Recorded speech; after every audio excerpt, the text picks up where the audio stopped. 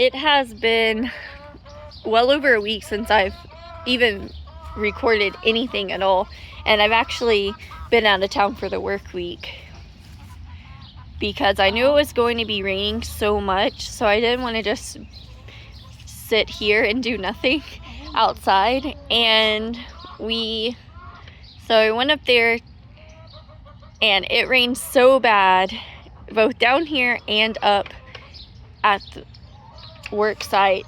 It was just absolutely insane, and we were not able to leave the camper.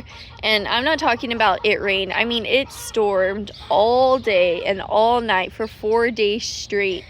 There was 1 or 2 breaks in the weather that we could even go outside. So here is what the backyard looks like here, and it's absolutely insane how much water is on the ground. I can't even step in here in my boots. I'm wearing hiking boots because hold on, it will just completely yeah, it will. These boots, I don't know what's up with them. I love these boots. This is the second pair I bought because the last pair I got water in and they started smelling like mildew, and I discovered pretty early on that the insoles are actually made of like compressed cardboard instead of a fabric, which is really strange. So these definitely cannot get wet. That's something to look out for in the future. Yeah, there are a lot of spiders out here, sister. You gotta be gentle. Yeah. I was laughing because Dad's cup he's been looking for has been out here. Yeah, I guess that night we did s'mores for Journey's birthday. Our sister turned 14 on New Year's, and we did s'mores outside for her birthday to celebrate the turn of the year and her turning 14. And my parents left their cups out, and I guess they have floated away, but we don't want to go get them because, like I said, I'm not in the boots that can handle this water. My Dad's cup's over there and her mom's cup's over there. I'm really... Get them. No, I don't want you walking back there because of snakes. Yeah. So this is really cool that we were able to, I'm recording through the fence, guys, get all of the wood cleaned up. You can see where we had the little pile and got rid of all of it. And before the water came, because this would have been really bad to have this amount of water everywhere with all of the logs over there. And you can see through the fencing that that area over there is quite a bit higher than this middle part. So I was talking with my mom, and this is where the ducks and geese were, which we are actually supposed to be getting more ducks and geese within a couple weeks. We're on the waiting list, so as soon as they are ready, we will be picking them up, and I'm pretty excited for that. She's gonna be so happy. Why? Lexa. Oh, she loves the ducks and geese. She's been asking for ducks and geese for so long. Yeah, I'm amazed at how much water's out here. Yeah, my 6-year-old is going to be super happy. You're right about that. Your niece is going to be so excited. Okay, so, little escape artist, get back. So, these girls, you even have mud on your head. Come in here, sister, before they run away. So, we just put this bedding down when the winter storms hit.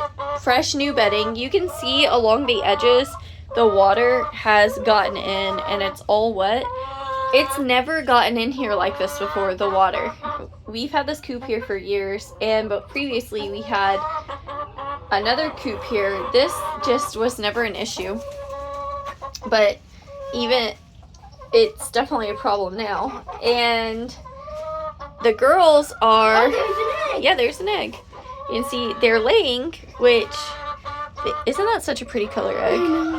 These really are so very mad. blue and green. And the So mad. first one wasn't as blue, but they're getting more blue. Girl, you are never wearing shoes. Hey, watch out. I don't know if I'd be walking in here barefoot after all the rain. I'm not saying there is, but there could be snakes or anything else underneath you. These chickens are so mad that I picked up their egg. Yeah, they are. They're just mad in general. They're very friendly. The kids are excited because she's not going to let me do it. But if you reach out, a lot of these hens will let you pet them. But they're really not. They're just squatting because they're breeding age. And that's just their way of being submissive to roosters. I'm like stepping away so they have space. She's not going to hurt you. I'm trying to spin to record her, but she's just running. She's very friendly. So all in here is where they've been laying eggs. And out there. In the field. Yeah, and Dad was saying yesterday that he wanted to get nest boxes out here. And the reason we haven't yet is we were not expecting these girls to start laying until spring. This one I'm talking about squatting. And they do not start laying until spring. Usually they don't lay throughout the winter, especially new layers. But these girls, even without supplemental lighting, have started laying in the winter in the coldest weather. We actually had to come out here and get the eggs so they didn't freeze. Hi, chicken. And she's so sweet.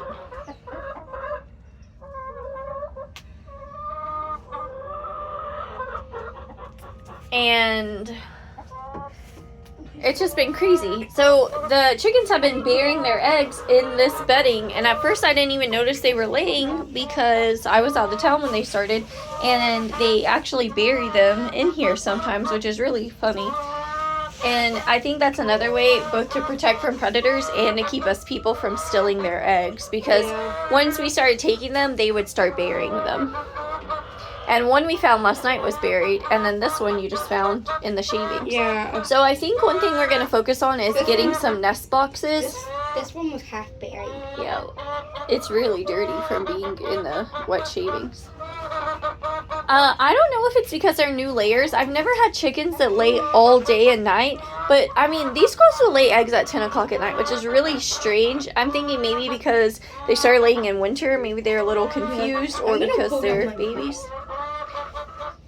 Your pants might get wet though walking in the water. Oops, sorry. So all of this right here, we used to have rabbit cages up here, and what would happen is the rabbits would poop, chickens would clean up after the rabbits. It just kind of all cycled out. It made it easy to clean, and then we'd let the rabbits out and run around the chicken run. But we don't have rabbits anymore. It's just so much work. We don't really like them being in metal cages, but our land is not built up enough for them to be on the ground during the winter where we can rotate them. There's not enough grass and everything out of the wet areas. And so we have just put off rabbits for a while. I think you guys actually want to get rabbits eventually, huh? But right now it's just not the time. And so what I'm thinking is maybe we could build some nest boxes up here, because they like to, right here on this ledge, you can see where they've pooped at night. They actually like to sleep here at night. This is where they prefer to roost. So, and right here. So this right up here would be a good place to build some nest boxes. But because they like laying in these shavings on the ground, I'm not sure if they'll actually get in the nest boxes. We would probably have to put them on the ground.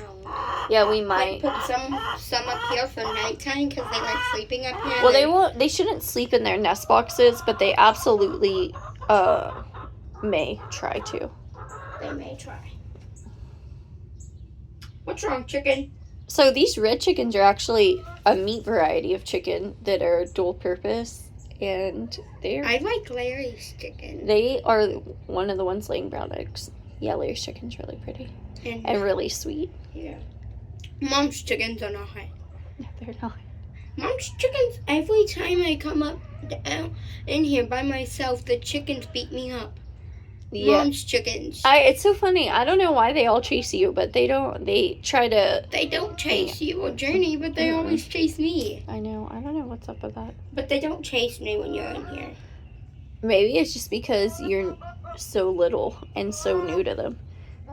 This is one of the little ones. That's, I think, Larry's chicken.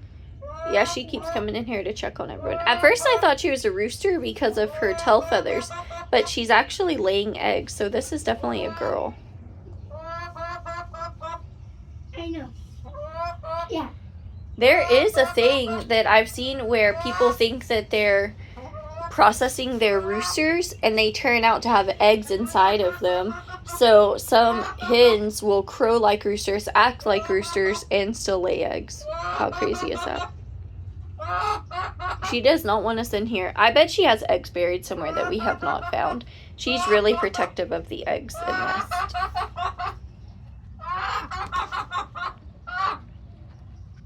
Wherever she sits them.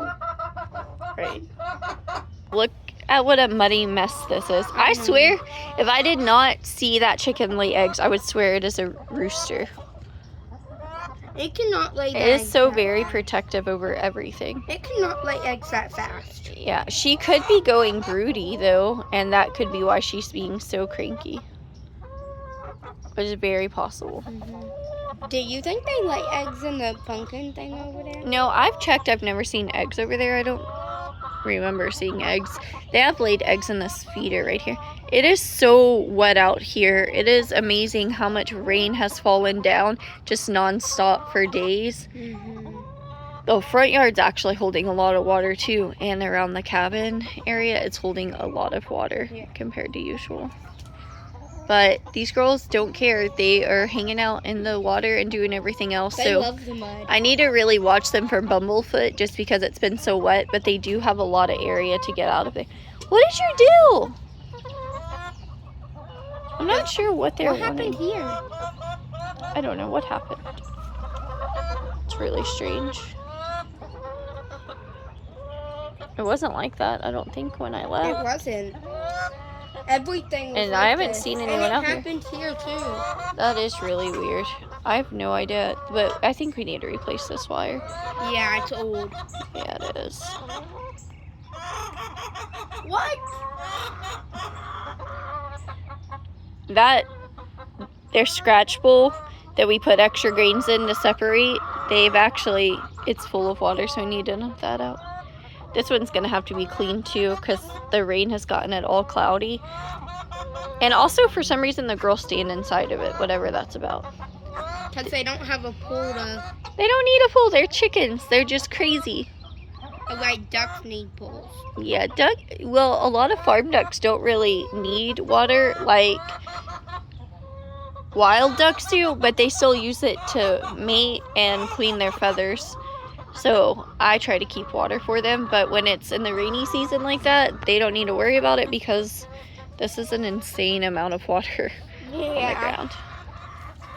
So all around here, it's just soppy wet, and all this needs to be cleaned up. So look at all this water out here, all of this. The banana plants are completely dead, so I need to take all of this and feed it to the chickens, and then they'll just come right back up come spring and warm weather. They spread, and so they'll be insulated underground and they'll shoot back up and it will be just fine. But we will not get fruit. We have a variety. It takes 18 months to produce fruit. So the first year they do all their growing, and the second year they fruit. But because we've gotten a hard freeze the last 2 years, they have not fruited. But year before last, or almost 3 years ago, one of those plants got to be like 12, 15 feet tall, which was pretty incredible. Yeah, because this is a lot of water. So if we had a cold frame, the bananas would grow in the cold frame, no problem. That's something we need to work on, is getting something that... You're stepping in the water. Yeah, I know. I'm just not in deep water because I don't want it in my boots. And this is a lot of water. This is where all of those tree branches and everything were. So thank goodness we got that cleared out before all of this water hit. But one thing that's really cool about everything is all of this area, a lot of the grass that's growing is dead. So I got to clean out the other side of this, but this did not get cleaned out. Yeah. And so now I can just come in and really easily lean down here and just pull these at their roots, and they just come right out for the most part. So that's really not too bad. I think that's the biggest favorite thing we've ever gave them out of the garden was the okra. Then we have this old trash can, and we literally just put it into this and dump it in the chicken coop, and they eat all the dry grass. And like you said, they love the okra. They just can't eat the stalks of the okra. Yeah. So this is pretty cool. I think we can come out here today, sister, you and I, and pull up all of this grass out of here and plant underneath these blackberries. I mean, not blueberry. Yeah. And look, they're doing a little bit better. The blackberry from over there, it died. It's a bit blurry. This one got died. This one It like froze. Yeah, these actually had quite a bit of berries on them. Look at that one. And all the berries froze. If we wouldn't get a hard freeze, the berries would have been fine. Yeah, they're blossoming again. These plants grow like crazy.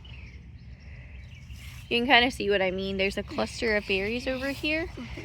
And they were doing really well until the freeze hit. This one dried on here because of the freeze. So this happens when you get a hard freeze or it gets just way too hot. But come mid-March, these berries are going to be growing and producing like crazy. You can see over here on this side, new growth is already coming in. So I'm not really worried about... What is this? Onions. So these tall plants right here are all onions. And then all of these red plants are the giant Japanese giant red mustard that we planted. But these are onions, and right now they're just growing up top. But come spring, when the weather gets long, right here they will start to bulb and turn into a bulbed onion. Now these onions are the one, sister, that we planted last year. The seeds I sown and they never came up, but now they have. So I don't think these should produce seed this year, but onions are biennial, so they produce seeds every other year. But if it freezes and defrosts a lot like it does here, we go from cycles of hot to cold weather really quick, then they will seed the first year they grow. Now, the onions that you buy in stores, basically, they were started to grow, and then they took them out and dried them out, and then they send them out for bulbing onions. So sometimes those onions are older than these are. And when you plant them, they either are in a later, it's their second year, or they've been through that stratification process. And I'm not sure stratification is the right word. I can't think right now. But anyways, they go through that freezing and thawing process. So they begin to think like, hey, it's time to grow. And that's why they'll produce seed. And they bulb really well. A lot of times when we grow onion for seed, we don't get seed the first year. We get seed, they seed the second year, which means we have to leave them in the ground, and then all that energy they stored when they produce their bulb tends to get sucked up, and the bulb will get really mushy and small, and then they'll send a seed stalk out right through the center. And this is just my experience. I'm not sure if this is everyone's experience with onions. This is just what I've personally seen in my own garden bed. What happened to this garden bed? Okay, so this garden bed right here, when we put that little cabin in,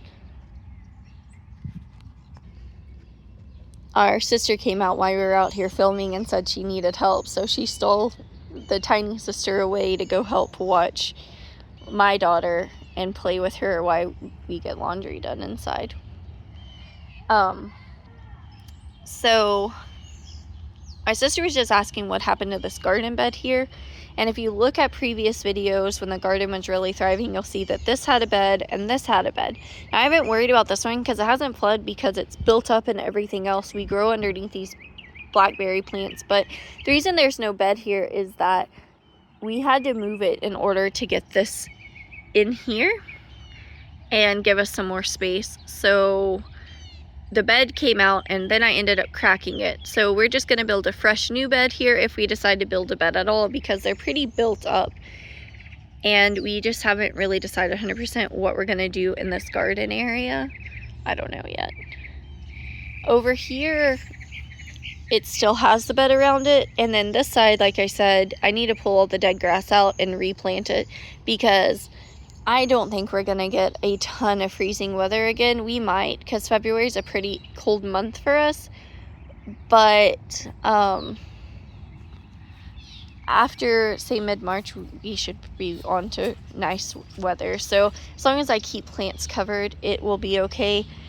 On these plants, I covered them with this tarp that's on the ground on and off, which is why it's still here while we had the freeze, because I stayed down here while my husband went to the camper and he works a work week, and I stayed here with my parents because up there we didn't have water in the camper because everything was frozen, in the Bryan College Station area. So, and we're actually south of that.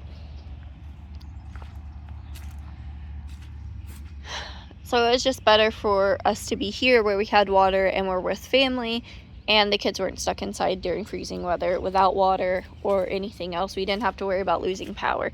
If we lose power here, we're surrounded by family, and my other parents live close by, my siblings. It's a little bit different than being in a town a couple hours away from home by yourself.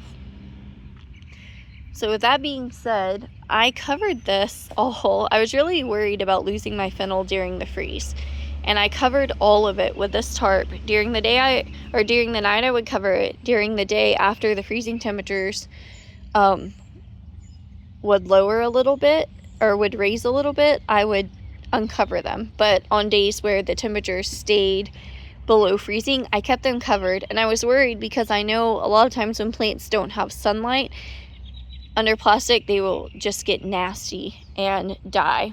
So I didn't want that to happen, but overall they fared pretty well. And where I lost a lot of fennel throughout the garden because we did a massive fennel harvest, and then I transplanted all of this fennel over here into this bed. These all came from just 3 fennel plants that spread through their bulb, and also they seeded. So they all grew in a different way and seeded randomly, and I just either broke off parts of the bulb and transplanted them, or picked the seeds, the volunteer seeds. So that's how I got all of this fennel over here.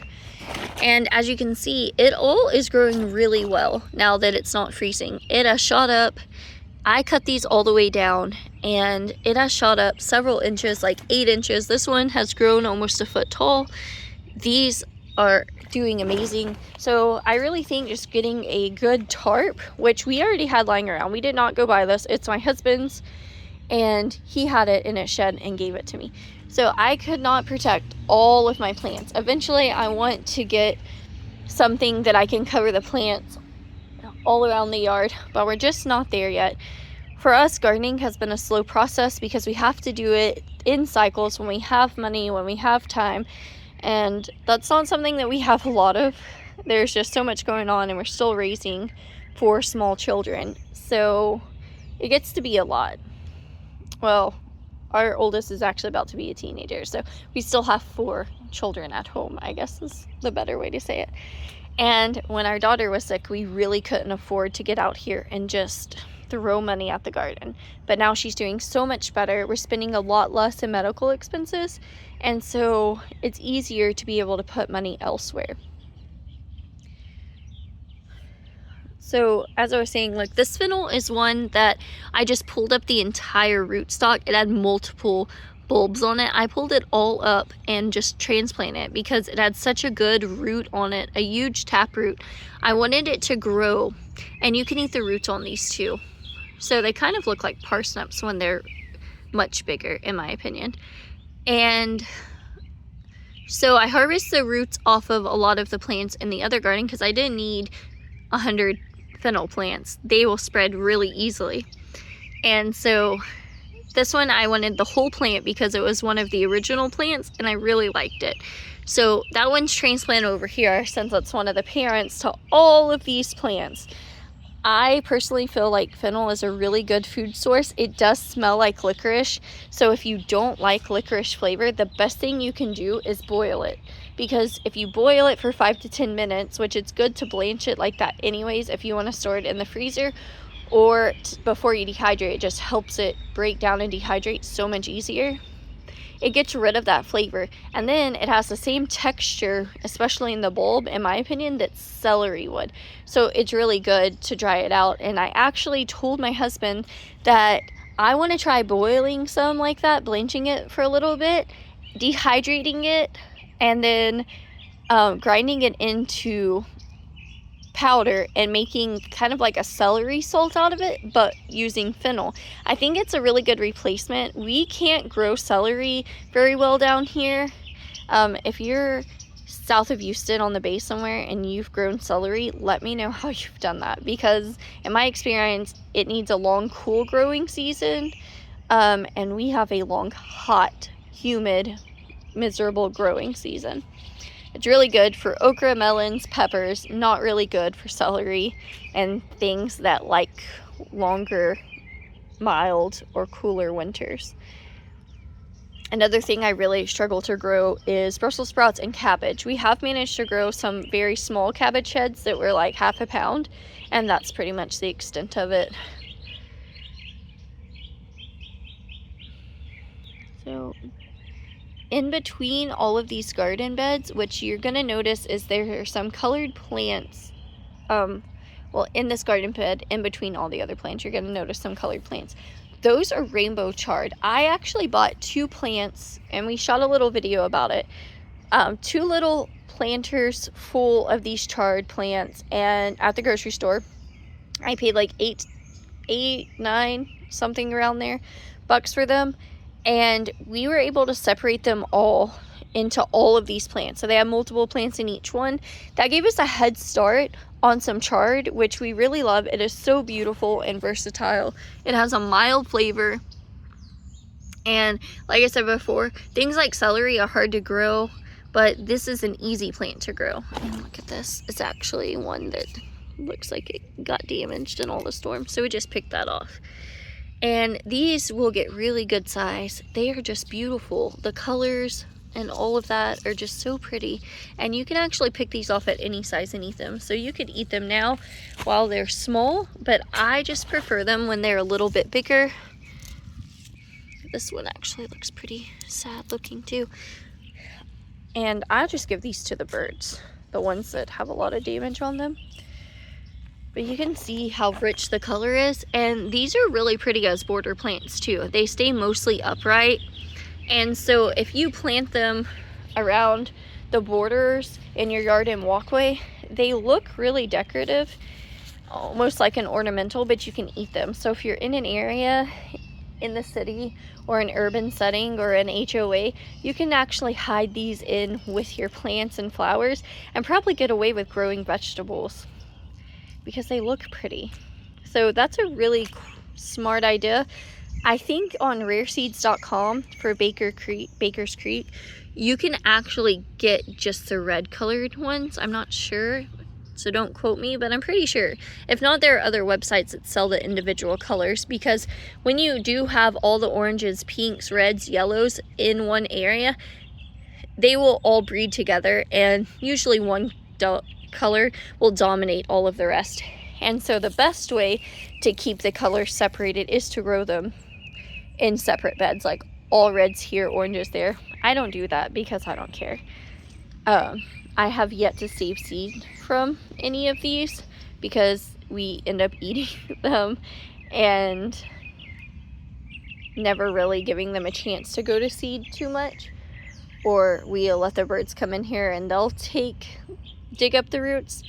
So that's an issue. The one time that one of these went to seed for me, I cut the seed stock so it produced longer, and then it just died. So maybe that's not the best year, but these are all biennials, the chards are, and that means they produce seed every other year. I have not had one yet that has produced seed in 1 year, even with it going from cold to hot. That's not something I have ever had to worry about, is them bolting.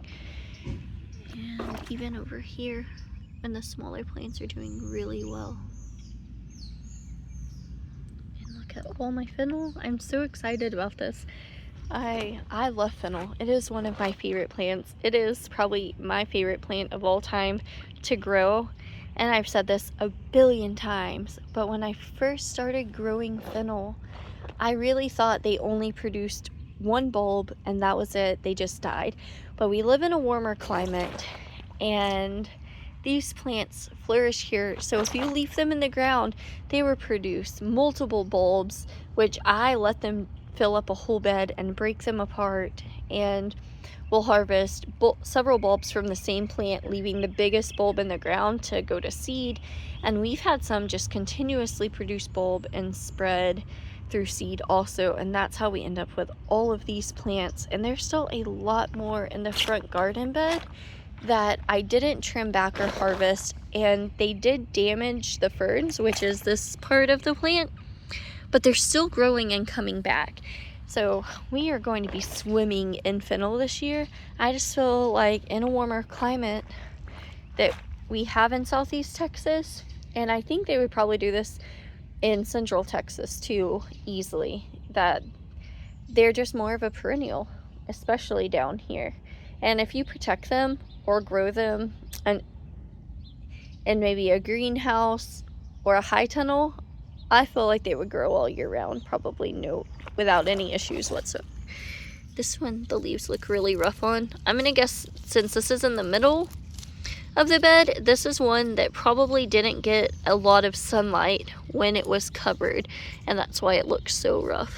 And actually, this looks really rough too. This is cilantro that I transplanted. You can see it's coming back up right here, but some of the leaves are pretty damaged. Here's also cilantro.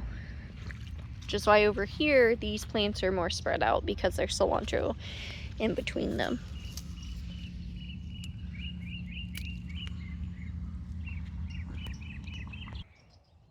In the middle of filming, my mom got a package from Amazon, so I had to go grab that and bring it inside to her.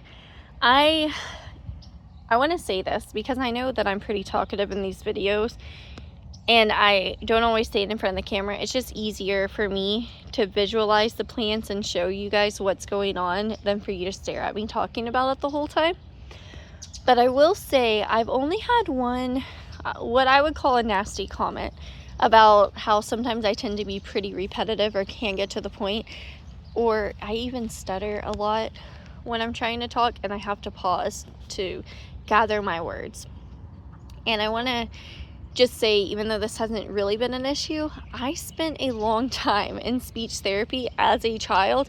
I mean, through my sophomore year in high school. So a very long time trying to get to the point that I could actually talk without stuttering or really messing up my words, because I could not pronounce R's at all. They were, I would say, like Elmer Fudd, really strong W's, and I really struggled with a lot of enunciating words, and I still do. My husband sometimes will play around and tell me to spit it out because I just can't get the words out, and I'll just have to walk away until my brain can reconfigure what I'm trying to say.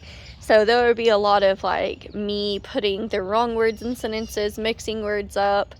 I am so much better when I am typing things out, but I will still go back and see some grammatical or spelling errors when I'm writing and typing. When I write papers for school, I probably proofread them like 16 times. I read each sentence over, I read the paragraphs, I read the paper, and then I'll have someone else read it. So I'm not sure if that really clears up any of the issues in my videos when it comes to my speech, but hopefully it kind of does address those things.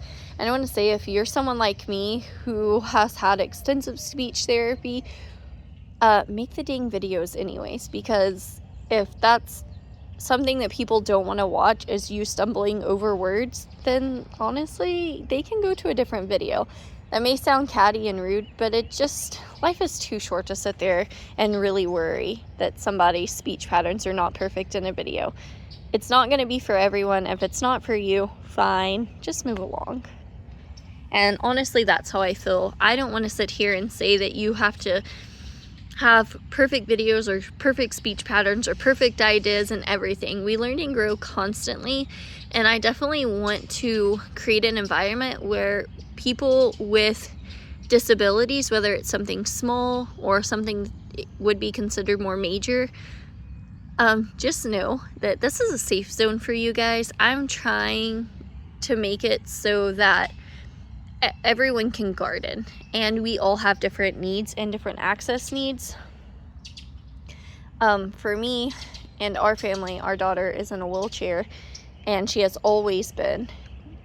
And so that's why you'll see what people will refer to as wasted space. But for us, it's really important to have these pathways. They're actually 4 foot wide, and it allows her to go through them. And for a long period of time. Now, as she ages and grows, we'll probably have to spread them out. But that's why even in these pathways, it's significantly wider than anywhere else. It's well over 4 foot. And that's why it may look like wasted space, but it's actually, there's a reason for it. And it's to make this area accessible for our child. And that's also why all of these areas right here are raised, because we want her to be able to go through it. And the bonus is that this soil is so amended from us building it up for pathways, you can actually grow in it. It's really beautiful underneath all this grass. But we found that a lot of pathways, other than wood chips that had broken down and been compressed, pea gravel and things of that nature, or the pathways that look like running tracks at schools, we were not able to get her wheelchair across smoothly. It got stuck. It really limited the different gardening places we could go and visit, and gardens. We like to visit gardens and do things like that. We couldn't take her because it wasn't accessible for her wheelchair, and that's not something that we wanted to risk over here. This was our home that she grew up in her entire life, and now it's my parents' home. So everyone here completely understands how important it is to have an accessible yard. And my mom has a disability. She had some back surgery decades ago, which she's very open about. And then last year she almost lost her leg due to having an infection in it. It was very scary for all of us. It was very serious. And so she also needs things to be smoother. So all these areas that hold water, we are going to be working really hard to build it up over time and make it so everyone can have access to this garden and area. And that's kind of the reason that we do things the way that we do. It may look like a waste of space. It may not make sense, but it's very important for us to have things that are accessible. Which reminds me, I watch a lot of TV shows with captions. It's easier for my brain to process reading words than it is for me to process speech when people talk to me. So if you're watching this and you need the captions to be changed up, you're noticing something wrong in the captions, if you'll leave me a comment. I'm still learning how to caption videos, which is why a lot of my shorts are captioned from Instagram, because YouTube just doesn't have good captioning options like Instagram does. But if that's something you need, let me know. Let me know how to make it more accessible for our audio readers on our devices, so that our 6-year-old can operate them and it reads to her with her vision. And so I have not had to have a caption for the audio reader to pick it up. It just naturally picks it up, and also it's descriptive audio, so it describes the colors and circles and everything as it goes along. So I'm not really good at typing out exactly those descriptive paragraphs for the audio reader, but if you need that on my videos and you know how to do it, send me an email or comment and let me know, and I will do my best to accommodate you and learn that. It may take me a little bit to get it right, but it really is important us to be accessible. So I just want to make that really clear. Okay, so now I've been kind of showing the garden off. I want to tell you what I'm doing here. Now I've gone on my rant about how important it is to have an accessible garden for our family, but I just think that everyone should have the opportunity to garden, and I really feel like garden is a form of therapy and healing, both physically, mentally, emotionally, and spiritually, in my opinion. Okay, so back to the garden. This is a baby lettuce plant. I was so worried because we made a video where we transplanted all of these and they survived without cover through all of this freeze, like below freezing weather. It got into the low 20s. I think it hit 19 at one point one night. And look at this. They are thriving. These are their Cimarron lettuce. I have a video about a year ago of my son and I had this whole bed full of them. They're my favorite lettuce, and that's what popped up here is a new baby. So even through the freeze, new babies were still popping up. So if you have a covered, excuse me, I had hiccups, a covered area, you can absolutely grow this. I think even in cooler climates. Now we do not grow this into the summer because it doesn't grow well here. Lettuce doesn't.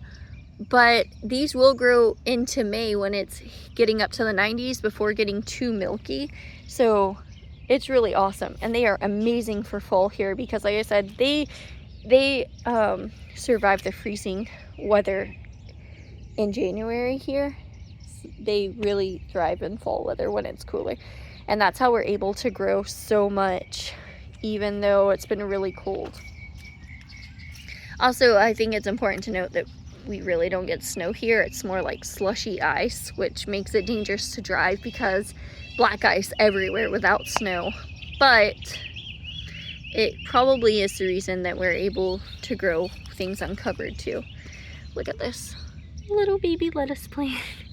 That's awesome. They're popping up everywhere. Here's one. So my sister's gonna be so excited because she is the one that planted all these. There are some weeds in here that need to pull out, but this topsoil is so saturated with water, I'm not going to risk climbing in this bed. And then here are 3 fennel that I transplanted. And look, this one was uncovered, doing just fine, even through the freezing weather. That's amazing. So as all these seeds that we sowed all over the place pop up, we'll just move them away from each other if they need to be transplanted. I've had pretty good success transplanting or moving lettuce plants around, even when they're bigger like this and producing heads. So these are a loose leaf lettuce, the Cimarron is, but they still kind of head up. So I would say they're somewhere between a cos lettuce, which produces a head, kind of like romaine, and a loose leaf lettuce. They're the perfect combination. But the lettuce that's sown all throughout here is a mix, seed mix. And here are some of the seedlings. And I think when we actually made the video about 2 or 3 weeks ago sowing these, I read off the seed packet. It was just a seed packet from Burpees. The basil obviously did not make the winter storm, but there are a bunch of seeds on here that most of them have fallen in. So this will probably be full of basil and it'll take over. I haven't really planted anything else here because, as you can see, there is all the giant mustard greens in here, the volunteer onions, and there is a lot of space. I'll probably sow something, maybe some radishes in here, but at the end of the day, the onions are going to bulb. This mustard's going to get really big, and it's already full of basil. So this bed is going to be really filled in once warm weather gets here.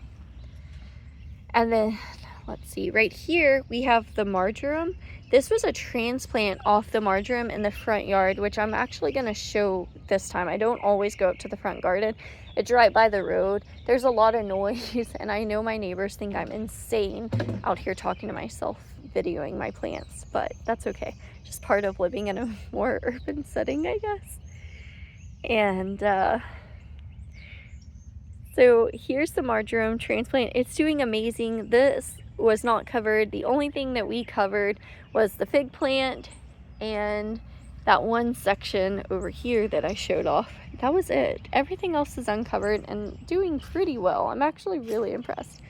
This you're gonna see transform over the next couple weeks because I'm finally gonna get around to getting all of this grass off of this hill, and it's 4 foot wide and 16 feet long, and planting inside of it.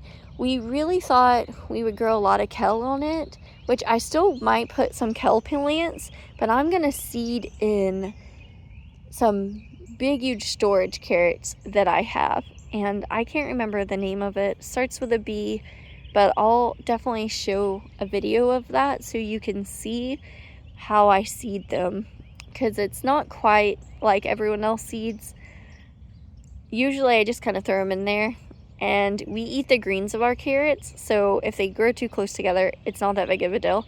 But I think because these are specifically for storage, and they produce these giant roots, I'll probably have to seed them out in a line, which is not something I usually do. But you'll notice I'm not going to thin them quite like anyone else, because I'm going to let the greens get really big before thinning them, because we'll eat that green off the carrots. So this bucket is what was covering this fig plant, and I don't know what kind it is. I'm kind of disappointed that I didn't harvest the fig leaves before the freeze. It just snuck up on me, because I can use the fig leaves for this particular plant are actually edible, and you can make them into a tea, which I really wanted to try. So something I'm going to do once the fig plants get bigger come spring is definitely eat these. Try making fig leaf tea. And you can see there are new leaves popping up on this. This actually had fruit forming, and because of the weather it did not do well. Look, you can see some damage here, but it's already coming back. I put this bucket over it during the coldest of the freezing weather, so I think that helped out a lot too. Works out really well. Now I'm gonna walk over here and I'm gonna show you one of my turnips. I'm really proud of this turnip, and I want to eat it so bad, because when turnips are left out in the freezing weather, they actually get really sweet. They get really bitter in the summer here because it is so hot. Throw these fig leaves in, and that's not any fun. Bitter turnips are not my favorite, but during the cold weather, especially when it's rainy, they are so good. And this is a purple globetop turnip, which I have a ton of seeds from Johnny's, but this was a volunteer that popped up from last year. One of the turnips reseeded and itself, and then look at this root. It produced this gorgeous root on it, and I'm over here damaging some of the leaves. Some of these bigger leaves I'm actually going to pick off, because we love eating turnip greens. Even if they have some bug damage, if they're not seriously damaged, I will still eat them. I mean, a couple holes in leaves is not the end of the world, so it does not matter to me. I'm just accidentally breaking them trying to show it, so I don't want them to go to waste at all. Look at this. It's a little pithy up top, but overall, this is the perfect size turnip. It's kind of long. The root really got in there. Look at that. And I'm like, this is probably a very sweet turnip, because it grew during the cool weather. Harvesting some of the greens off of it because they're breaking, so why not take advantage of it? And then it'll produce the greens again, and then it will produce a seed stalk out of the top, so no big deal. I'm gonna leave some of the new leaves on it, but the truth is, when you leave the green leaves on here, the really big ones, they kind of attract insects, and I find that they get a lot of insect damage. So look at this. I'm leaving these leaves on it, the new growth. It's gonna put some energy back into this, but it's still producing a root, and then it'll send up a seed stalk, and I'm gonna save seeds from this. But I really want to eat that turnip. I bet it is the sweetest turnip in the world. It is perfectly sized and shaped. Isn't that a lot? Mm-hmm. That's one turnip. Look how many greens it produced. I'm really impressed with that. So we have an entire bag of like 2.5 million turnips. I got it from Johnny Seeds for like $25, sister. So what I'm thinking we can do before I leave on Sunday is come in here and pull out all of these little weeds and stuff and sow those turnip seeds all throughout here and grow a bunch of turnips that we can pick in a couple of weeks, because this bulbed up really quickly and produced a root in less than a month of growing. I'm gonna go get that mail real quick. Okay, sister. So I'm really impressed with that. This, I just can't get over it. It is so pretty. It is such a nice turnip, and the fact that it volunteered, that it made it through the freezing weather and ice is incredible to me. That it produced all these greens despite all of that weather. This is one turnip. If you're eating the roots and the greens of turnips, you can store the roots, you can feed them to animals, you can eat them yourself, and then Like I said, the roots can go into a storage, and then all the greens you can eat right away. You can dehydrate them, you can freeze dry them, you can blanch them and freeze them, you feed them to your animals. The options are endless. So I love growing root vegetables during the winter. They overwinter well. We have mild winters. If we have freak nature events, it doesn't seem to affect them. So be on the lookout, because we are sowing some turnip seeds. And actually, let me walk over here and kind of show that bag of turnip seeds. You can see what I mean by I have a giant bag. And yeah, it's a mess on the porch. So here's some baby plants that we planted. You can see my procrastination on how I have yet to change the name on the summer squash, and it's still marked from February 16th of last year when I started my squash transplants. That gives you an idea of how soon I start planting here. This big bag right here, green and white, are the Johnny seed turnips. So that is a lot of turnip seeds. That's what I'm talking about. We have a lot of turnips. The plan was to grow them for the geese. And we ended up getting rid of our geese because we were moving and didn't expect for my parents to actually move into this home, which is pretty cool. Hindsight is 2020, right?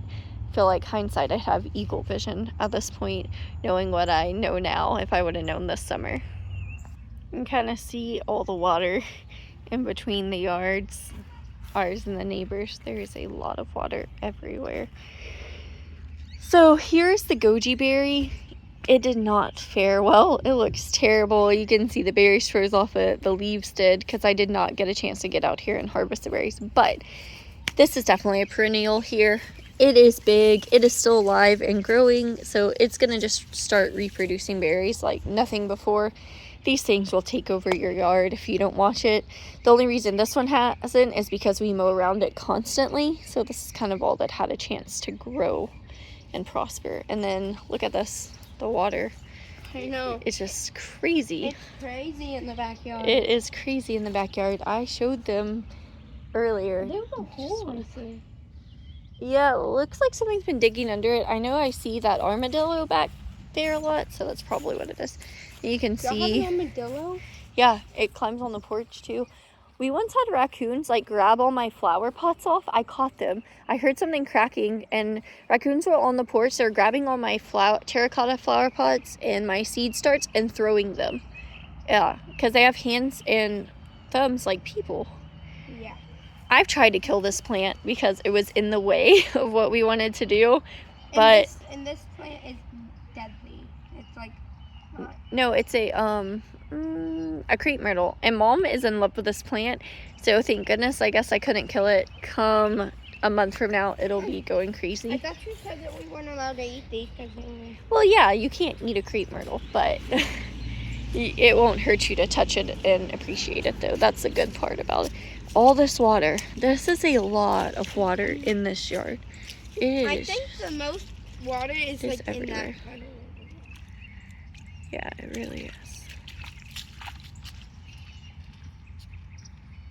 Like the most water I think is about. Yeah, these fruit trees look a little rough. You can see I need to come in and clip off the bottom of the. Yeah, there's a lot of water there, definitely.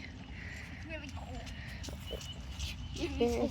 One issue I do want to show off in all of this water is this.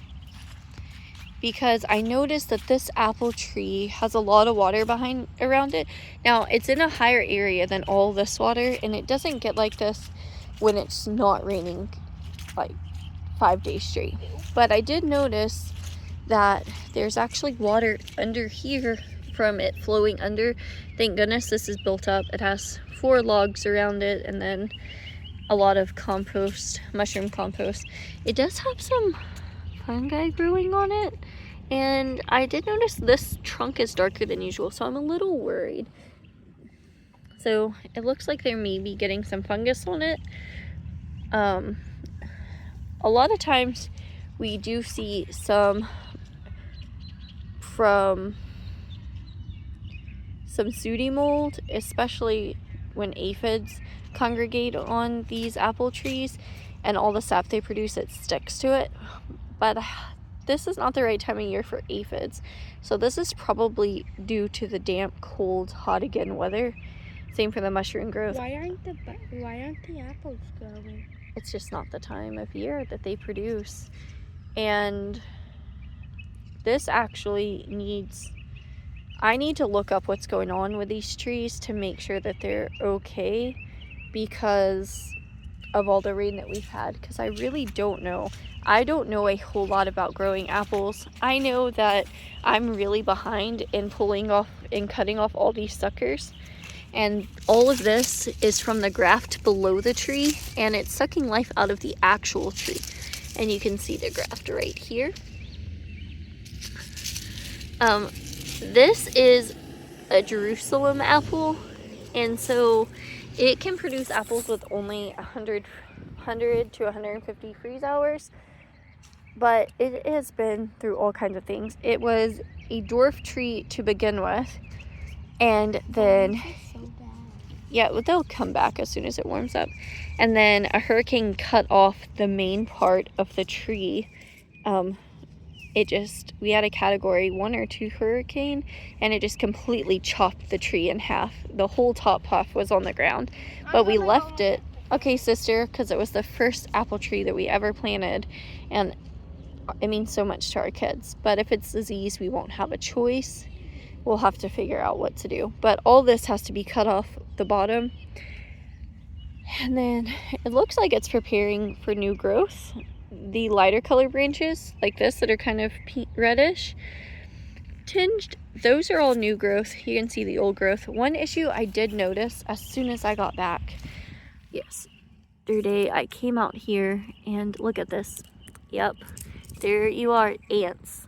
I was wondering what made this, and look at it's just falling apart. There are actual fire ants inside of this tree right now. I'm really worried about it getting canker or something right here where this knot was, where the ants are boring through.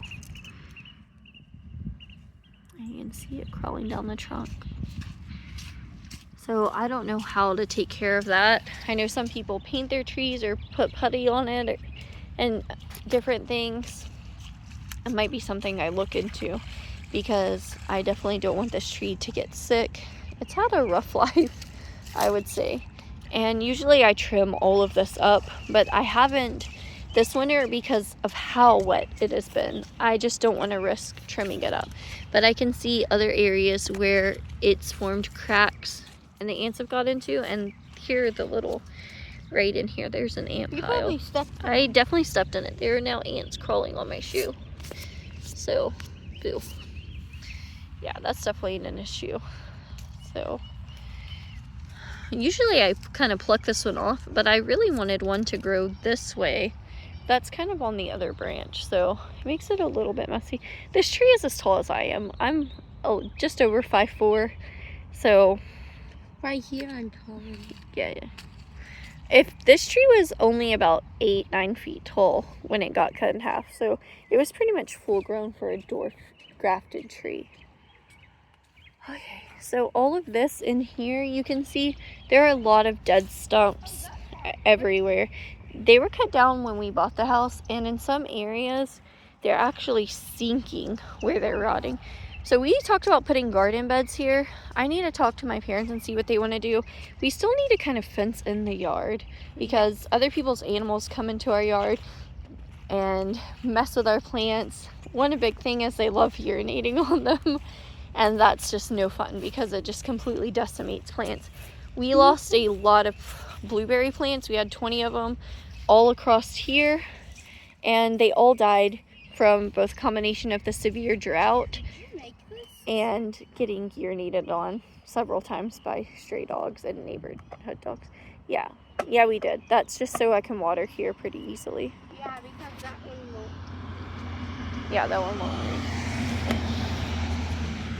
So yeah, this makes it so we can water over here, because there used to be a bed right here. That's the one that we picked up a couple weeks ago.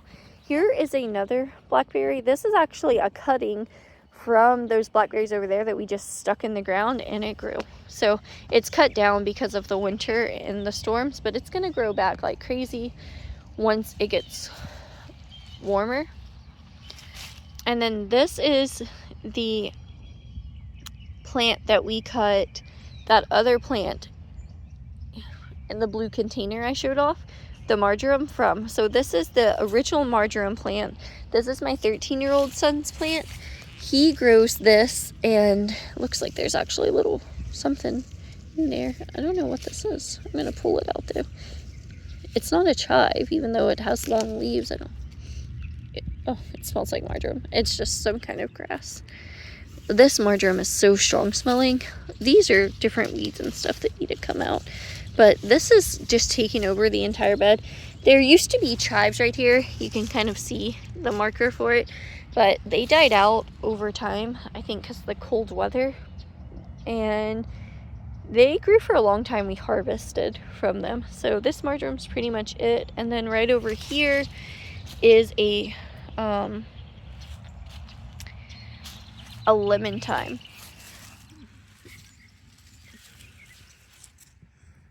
Yeah, and this actually smells lemony. It's really pretty. I see that there's some over here that's starting to grow. So I'm actually going to propagate this off the roots. See that? There's some root growth on it. You can just pull it up and replant it. It'll grow another plant. Thyme is a very woody plant. It's very shrubby. It's great for borders because it doesn't get huge like, say, basil would. So these are some of my favorite things to grow, and I do too. Me and Chloe, when we were little, we used to climb it. Yeah, unfortunately, I think the trees are starting to get sick and die off slowly. What is that? And it looks like a giant, a really big mushroom growing at the base of this tree. Oh. Look at that. Isn't that incredible? That's the giant. It's growing all up the tree. There's mushroom. Here's the type of fungi. And that's the biggest mushroom I've ever seen. This is huge. I thought that was just one of your plants. Watch out, you're really close to what I think is a poisonous vine, so yeah, that's pretty cool. Put my hand in it. And then look at this. All of this is a different type of thyme. I think it's German thyme. This is what we actually transplanted over in the other garden. That's the grapevine. Yeah, that's the grapevine. And so I might take this out and move it. It's been here for a while, but it's so shrubby. It kind of gets taken over.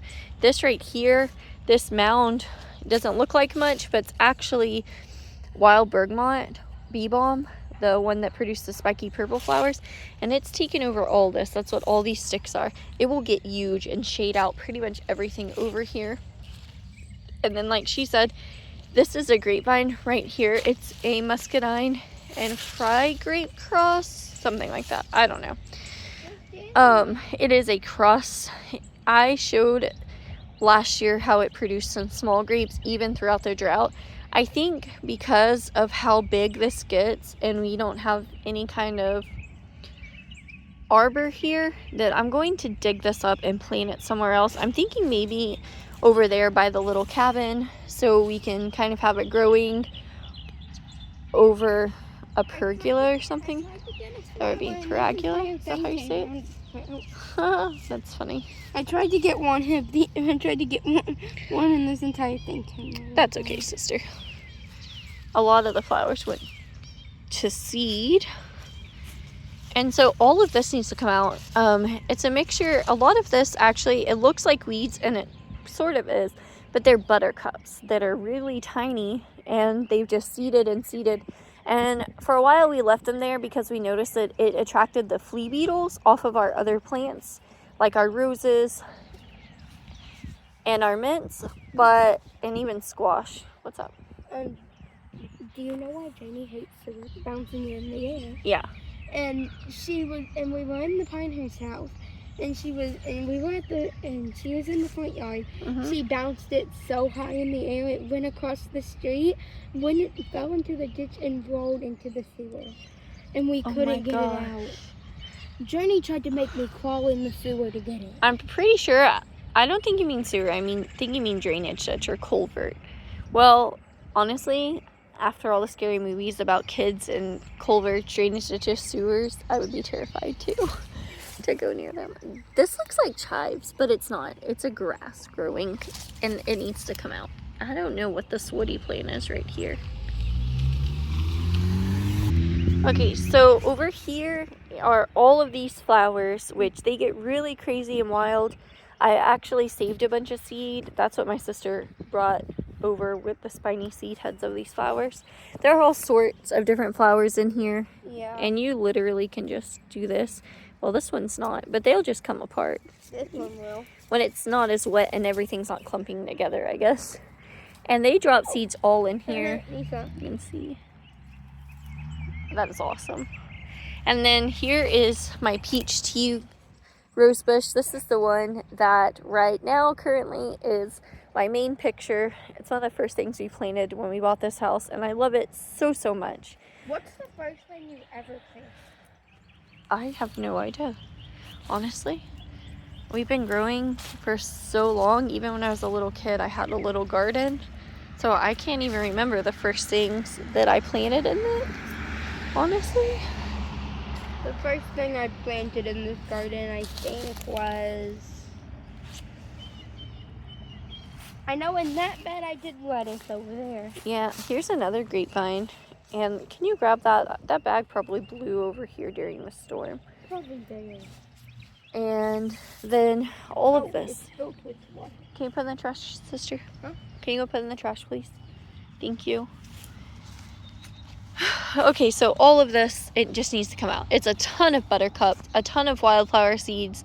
I think in the future, instead of buying a giant bag of wildflowers, I'll probably buy the individual flower seeds that we want. Or there's a company, I can't think of it off the top of my head, you can Google it, that you can customize seeds to make your own seed mix. I think I'll do that because the ratio of buttercups and how fast they spread is just ridiculous. So I'm just probably going to start fresh, clean all this out. We used to grow a ton of carrots over here, so we may do something like that and then plant new plants in the summer, or spring. I really just don't know. But this is another grapevine that needs to be dug up and moved somewhere. This is a pathway, and over here we used to grow potatoes here, and we actually had them flower and seed, which was really cool when we grew them, but the ants ate a lot of the tubers. We deal with ants a lot. Even if we were to spray, it's too wet a lot of the time, and then they just kind of float away and build somewhere else, but we don't spray at all. So ants are something that we kind of always have to deal with. I don't know if we'll keep these here or move them, but they're on the back side, so they're not unsightly to the city. And then over here in this front garden bed is all of the fennel I was talking about before. You can see there's quite a bit of it. And like I said, we didn't cut all of it down, so all of this needs to be cut off because it froze and defrosted, and the cell walls just completely burst. They look terrible, but you can see even here a few days of non-freezing weather, and it's been in the 50s. So all of it is starting to come back again. It is pretty forgiving, and that's one thing I love about it. And here is one of the bulbs that was produced. Look how beautiful it is. Isn't that lovely? And this probably has a huge root on it, but this is the plant. Here's part of the original plant. Originally we had this plant and this one over here, and then the one that I transplanted into the other garden. So we only had 2 or 3 big ones, and they just kind of spread. I think I transplanted 2, and the third one was one of their offspring that continued to spread, or one that I pulled off of the bigger plants. So you can see how much is still over here that we did not harvest, we did not transplant. There's a lot, because we pulled a bunch up by the root. We had 5 gallons worth of ferns that we ground down into tea, and it's so funny because 5 gallons of ferns, after going through it and still being able to use most of the leaves, dehydrating it, and then crushing it into tea, it was only about a pint and a half, not quite a quart of tea. So that's really crazy that 5 gallons dehydrates down into so little. And then lastly, we have all of this, the carrots just kind of sown everywhere. And what happened was I had a bag of carrot seeds that I got from the feed store.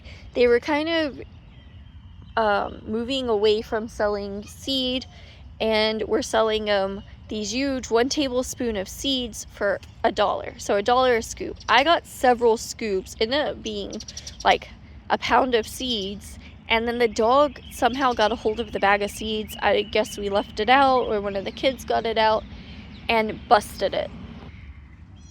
So after that, we were able to save some of the seed, and I just sprinkled it all kinds of crazy randomly one day out here. And you can see Buttercup's taking over, so I need to come pull these out. But the seeds are doing okay. Some of them are extremely close together on these carrots. Like, this is insane. They're never going to produce solid roots right here being this close together. So I could thin these out, and all these greens are edible. They would make a great microgreen, but I'm not. I'm actually going to let them grow, and the greens get like a foot and a half tall, just massive greens. And then I'll pull those out and thin them out to where they actually grow roots. But for the most part, I think all of these carrots in here, they're not really a storage variety. So I'm just going to grow them for the greens, which is why they are not thinned out, and they're growing all sorts of crazy. It's kind of the story how it happened. I love carrot greens. I think they can really take the place of cilantro, and they grow so well. They'll grow through the warm temperature, depending on what kind of carrot. They'll grow through freezing temperatures. All these were out here uncovered through all this weather. They're doing really well, and that's why they're so close together. We don't really intend to get roots. If over time harvesting the greens, there are roots that are really good to use, we can cut them up for stew and other things, or the kids will just come pick a carrot and eat it.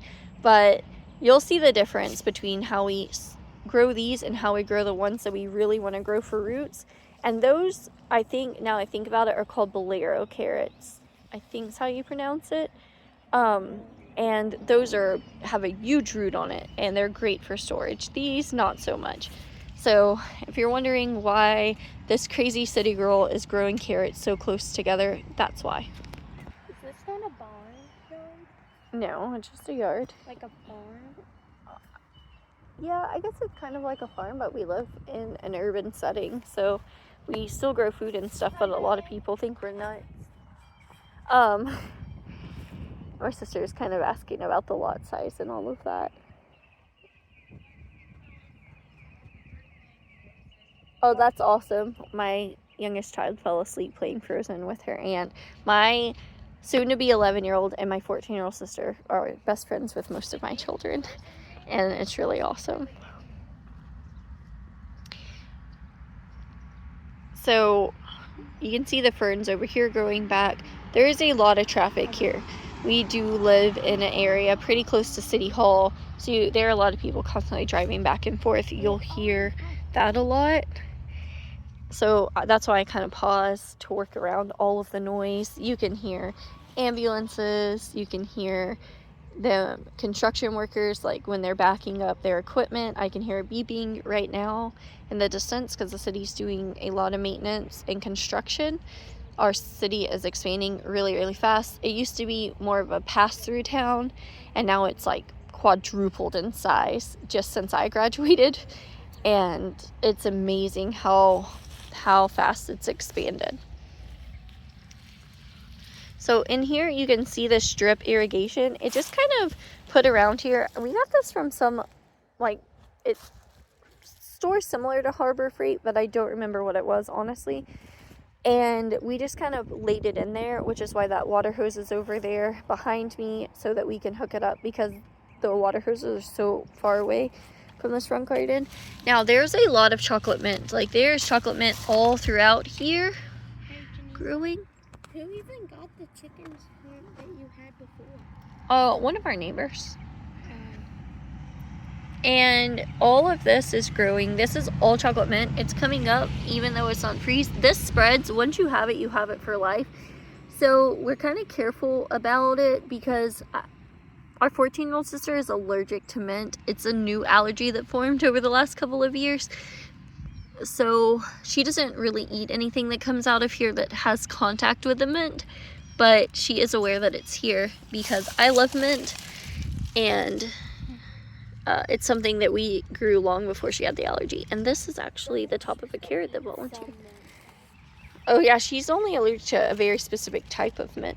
Yeah. And it may be the additives to the mint. She's not allergic to peppermint. It's spearmint? No. Oh, there's so many different types of mint. It's not even funny. But she's not allergic to peppermint because those candy canes you got for Christmas, the peppermint ones and everything, she ate a few of those. I thought she was eating the cinnamon ones. She was eating both. Maybe she just doesn't like mint. Or maybe it's just the toothpaste hurts her mouth, because mint toothpaste can be really strong. It is. It hurts my mouth too. Yeah, I think that has to do a lot with it. So we need to come in here and clean this out. All these are just random wildflowers that kind of took over. And it's gorgeous to have a wildflower garden, but it's kind of gotten overwhelming on certain species of flowers. So I think I'm going to come clean this out. This was part of the wildflowers. I can't remember what it's called, but it's just crazy what they put in that meadow wildflower mix. Let me see that. So that is the front area. So crazy on the street. Yeah, they can drive a little wild. That's why I don't like you guys past the ditch. So you can see now that I'm standing here how much of this area is still open with nothing in it, where we'll probably expand the garden and other things over time. This yard is like 0.69 of an acre, so not quite 3/4 of an acre, but well over half an acre. And so we actually have quite a bit of room to expand, but we do need to figure out what to do with all of this waterways. This would actually, because of the way that it drains, we did talk a while ago about putting a cute little bridge, right? A little bridge over where it rains, water runs, maybe digging it out and filling it with rock and making it drain all the way out to the ditch and just be a cute feature to the yard. Really pretty, wildlife friendly, but I'm not sure what my parents want to do. My mom has told me several times over the last couple months since they moved in that the yard is my play yard. Like, do what you want. You maintain the yard. Teach the girls to do it. They love being outside, and we all kind of work together to envision what we want to do. So it's been a lot of fun in that aspect, getting to teach my sisters how to grow food and flowers. Sometimes it's a little crazy because teaching little kids to do stuff can be stressful, but overall it's worth it in the long run because they are learning how everything works. It looks like this was actually a tree stump, so it's finally pretty much rotted out. And then this is kind of the little garden area. So you can see there's just not a ton of food growing right now, but there is a lot of potential space. And then I have 2 vehicles over here, my brother's car and my husband's truck. So there's actually quite a bit more growing space that can be utilized, which we may over time do that. We were actually talking about putting another storage area there, or a little house to school the kids when they're down, give them a place to hang out, things of that nature. It's really important for the kids to have their own spaces with them being homeschooled, and they have a lot of friends that come over and hang out because that's how they socialize. They go to co-op, we go to the park, we meet up with a lot of people, we go to museums, we do all sorts of things. And we actually have a camper and stay up in an RV park, so they get to play at the park with the other kids in the RV park. Other homeschooled kids go to homeschooling activities up in the Bryan College Station area and all the small towns surrounding it. So that's a lot of fun. We're so much closer to Austin when we're up there. So when we're down here, we can do stuff in Houston. Up there during the week, we can do stuff near Austin and all of the towns in between. There is a lot to do. So the kids get to hang out and meet so many new people and establish a lot of cool friendships and relationships that they wouldn't otherwise be able to make. It's so much fun. Sometimes it can be a little crazy going back and forth until we finally figure out exactly where we want to build at, because we have not found the perfect property. We don't want to be in piles of debt just because life's been so unpredictable between my own health, losing a parent this year, my daughter's health, that we don't want to take the chance of buying several acres and either A, not being able to manage it, or B, something happen health-wise and us be down to one parent, one family member. We found out the hard way that it can happen to anybody, and so we really want to make sure it's manageable. So to be honest, unless like a crazy insane deal comes up, right now we're looking at half-acre properties to 1 acre, just something that we can expand, put some tiny houses up for the boys as they age, if they want to go to college or whatever they want to do. They may end up with a trade like their father and I still also went on to college. I'm finishing up my degree in psychology, which is also a pre-physical therapy degree, and I can actually be an activities therapist, which is a lot of fun. It kind of combines both physical and occupational therapy, and it allows me to strengthen memory and brain activities for my daughter. So it allows me to help my daughter with different activities. She has epilepsy, so it helps with all of that. I don't know exactly how to explain it. The words just are not coming to me right now. I get a little overwhelmed and emotional when I talk about some of the health issues that she's experienced, because it really is hard when you're a parent, or even for you guys to be so close to her, you know. So yeah, but that's kind of what I like to do. I worked as a rehab tech for a while, but it got to be too much between my health, and I thought about going back to work. It just never came into fruition, so I stopped working in September because I had my own health scare, and then I lost a parent, and it's just been a crazy year.